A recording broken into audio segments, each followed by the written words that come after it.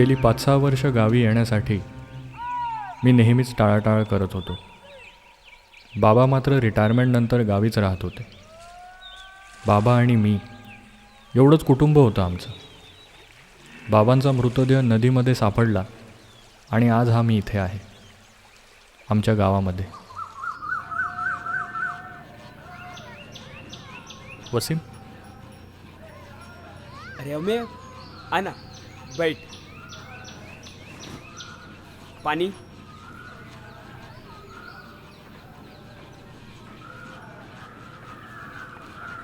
तुला हवी असलेली शाळेची सगळी कागदपत्र या फाईलमध्ये आहेत. आणि ही जी जागा आपल्याला शाळेसाठी मिळाली होती तिचं मंजुरी पत्र सुद्धा त्यात आहे. थँक्स.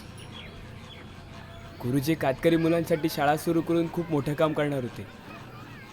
तुझे पता ही है, एक तो अपना गांव इतना छोटा, लोक वस्ती कम, और ये ऐसा. कातकरी मुलांसाठी शाळा असावी असं गुरुजींना नेहमी वाटायचं. बाबा पण नेहमी बोलायचे त्या बाबतीत. त्यांना शाळेशिवाय दुसरं काही सुचतच नव्हतं. पर 20-25 बच्चों के लिए परमिशन मिलना बहुत मुश्किल है. त्या दिवशी ते जिल्हा ऑफिसला त्याच कामासाठी गेले होते और जाने से पहले मुझे मिले थे. मैं भी आपके साथ. कशाला? अरे इथे बरीच कामं पडली आहेत, ती सगळी आवरायला पाहिजे ना. हो. शिवाय शाळा सुरू झाली की कामं बरीच वाढणार आहेत. मला सहजासहजी शाळेत देतील असं वाटत नाही. हाँ वो भी है. पालक पाठवतील की नाही तेही कळत नाही.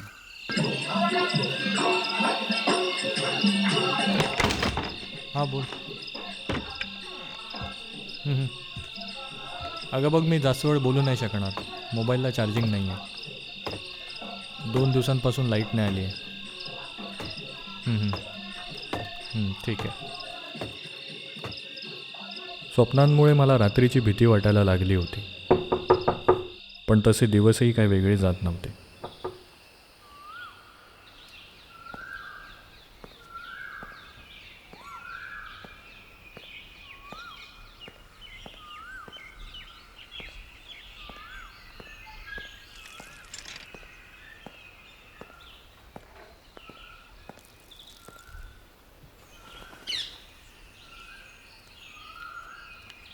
तुमच्या वडिलांच्या मृत्यूला आज 8 दिवस झाले. वैद्यकीय चाचणीचा रिपोर्ट आला आहे, त्याची ही कॉपी. रिपोर्टमध्ये काय आहे sir? Sudden arrhythmic death syndrome. आम्हालाही त्यातली जास्त काही माहिती नाही. तुम्ही मुंबई ऑफिसशी संपर्क साधून जास्त माहिती मिळवू शकता. पण झोपेत होणाऱ्या अशा मृत्यूला सडन डेथ असंही म्हणतात.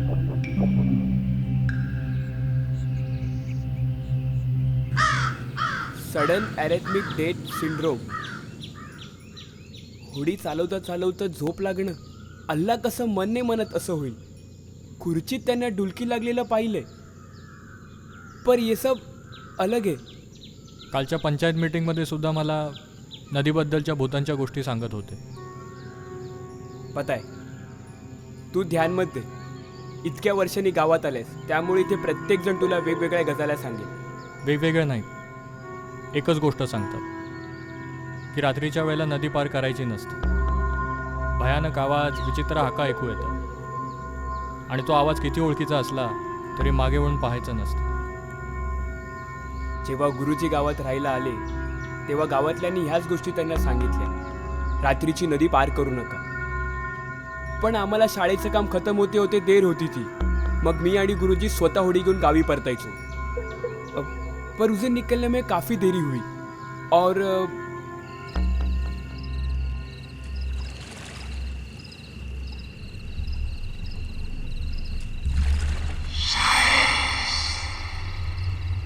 गुरुजी, क्या हुआ?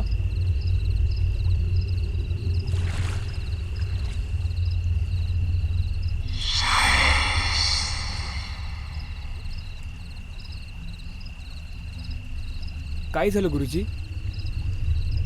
काही नाही. त्यावेळी गुरुजी काहीच बोलले नाही, पण ते सगळं विचित्र होतं.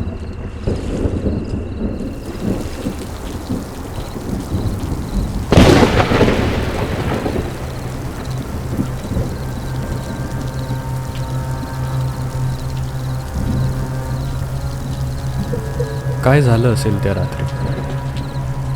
बाबांचा अंधश्रद्धेवर कधीच विश्वास नव्हता. रात्री पडणारी स्वप्न,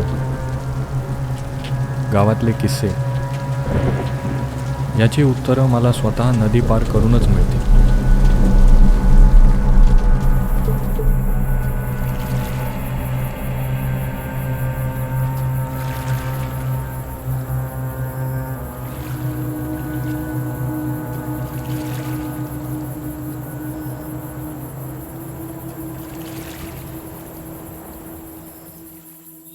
त्या दिवशी गुरुजी शाळेच्या कामासाठी जिल्हा ऑफिसला गेले होते.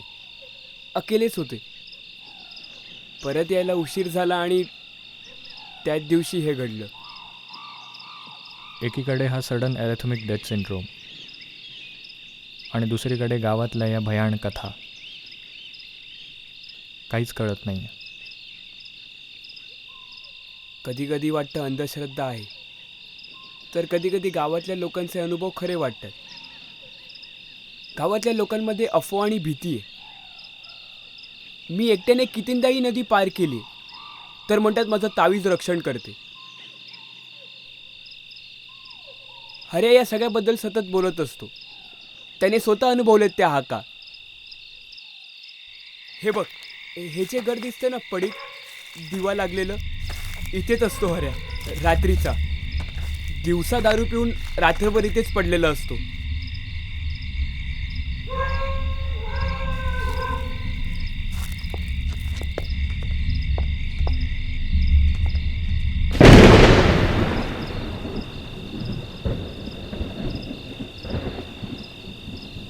हऱ्या. बाबांकडूनही हे नाव ऐकलं होतं. दारूसाठी पैसे मागणारा. किती विश्वास ठेवायचा याच्या गोष्टींवर.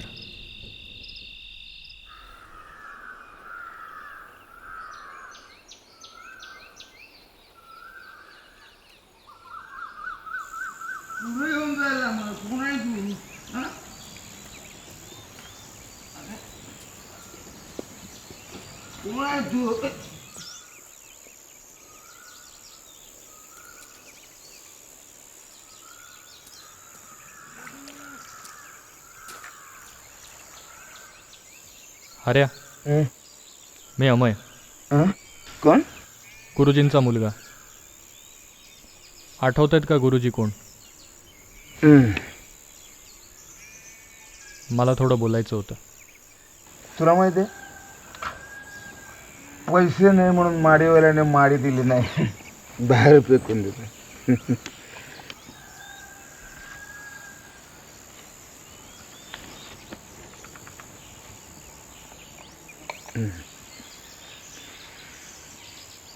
ओळखतो. पण जाताना एकटा गेला नव्हताच ना, पुन्हा जाताना एकटाच. आणि हो, गण पाहून द्या. म्हणजे 3 गण असतात.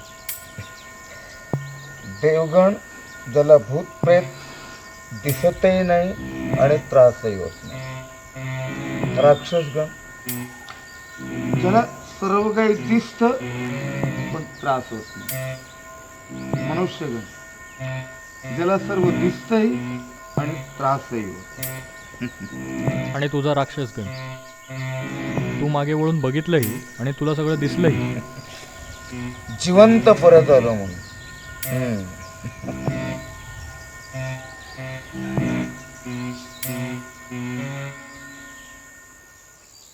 कुठे चाललायस? एवढ्या पैशात एवढं.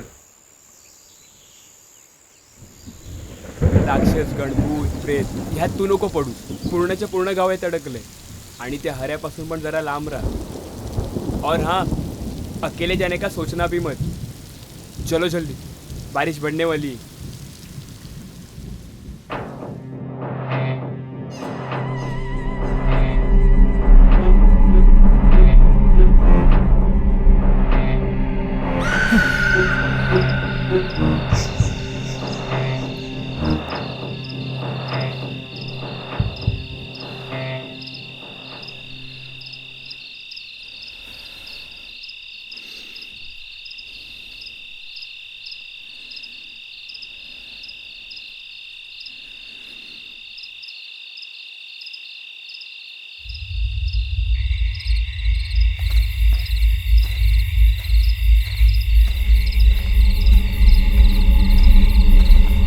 हऱ्या, अरे उठ उठ हऱ्या. काय होतं तिसऱ्या हाकेनंतर? हऱ्या, काय झालं असेल बाबांबरोबर?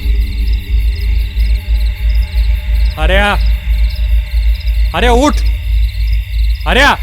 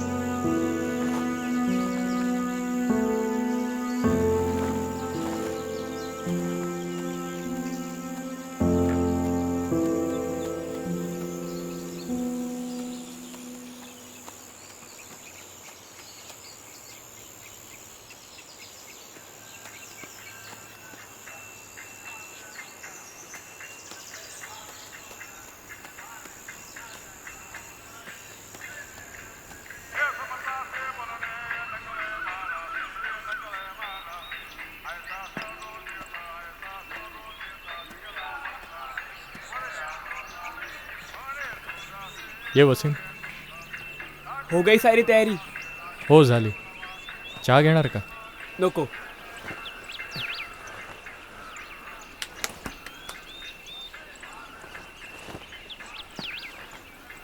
बऱ्याच दिवसांनी शांत झोप लागली मला. बऱ्याचशा गोष्टी होत्या त्या कळल्या, त्यामुळे मन आज थोडं हलकं आहे. नाहीतर बाबांच्या जाण्याला अंधश्रद्धेची जोड मन कायम खात राहिलं असतं माझं. म्हणजे काय हुआ है? आज बऱ्याच दिवसानंतर तू इतका पॉझिटिव्ह दिसतोयस. नाहीतर गावातल्या भूताच्या गोष्टी आणि तो हऱ्या. मला वाटलं तू पण त्याच वाटेवर जातोयस की काय. थोडंफार त्याच वाटेला होतो मी. सतत जेव्हा त्या गोष्टी तुमच्या आजूबाजूला बोलल्या जातात तेव्हा त्याचा एक इफेक्ट होतो. मला वाटलं हऱ्या जसा गावातल्या लोकांना भुलवतो तसं तुला पण भुलवेल. हऱ्या, तोच तो मेन पात्र आहे या अंधश्रद्धेचं. मतलब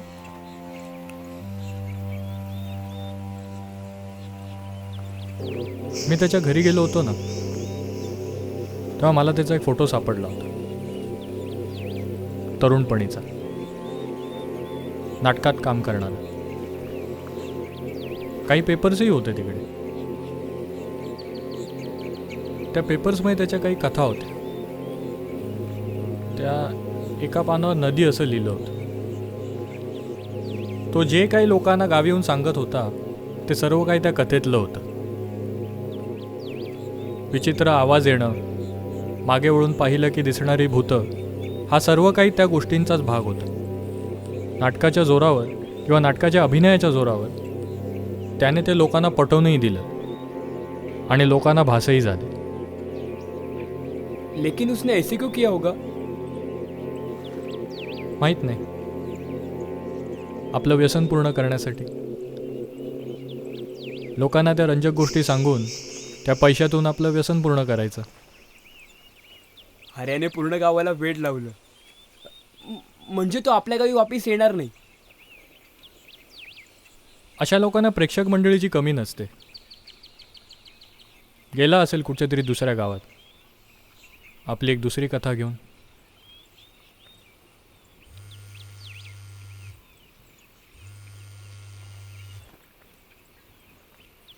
हॅलो, तू ते कागद वाचायला नको हवे होते. हऱ्या, हऱ्या कुठे आहेस तू?